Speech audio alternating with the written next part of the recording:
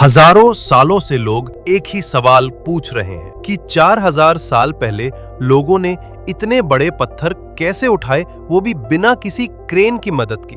बात सिर्फ उठाने की नहीं, बल्कि कुछ स्टोन्स तो 180 मील दूर से लाए गए।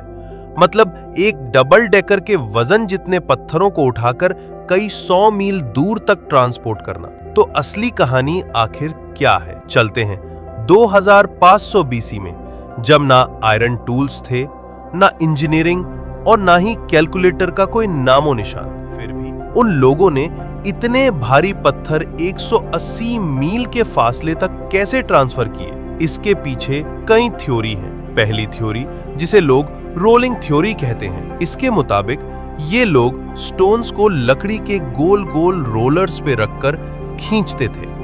मगर जब रिसर्चर्स ने एरिया चेक किया तो पता लगा कि रास्ते में गीली जमीन और नदियां भी थीं, जहां पत्थरों को रोल करके लाना किसी भी तरह मुमकिन नहीं लगता। फिर आई दूसरी थ्योरी।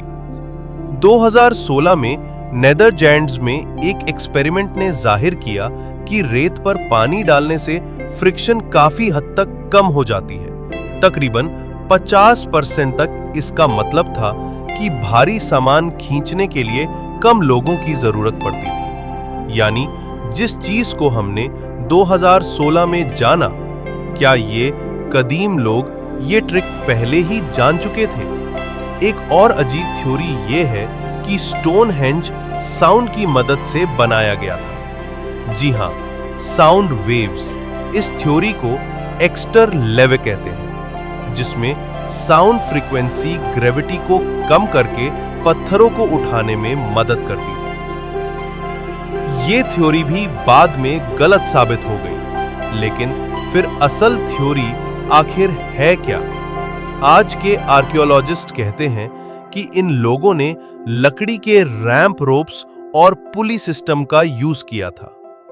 न्यू एक्सपेरिमेंट्स के मुताबिक 100 आदमियों की टीम सिर्फ 10 दिन में एक बड़ा पत्थर खड़ा कर सकती थी, सिर्फ लकड़ी, रस्सी और दिमाग की मदद से। पर रीसेंट रिसर्च दूसरी तरफ यह भी कहती है कि स्टोनहेंज सिर्फ रिचुअल्स के लिए नहीं था, बल्कि एक छुपी हुई रोड है जो सोलिक के सूरज के बिल्कुल सामने अलाइड है।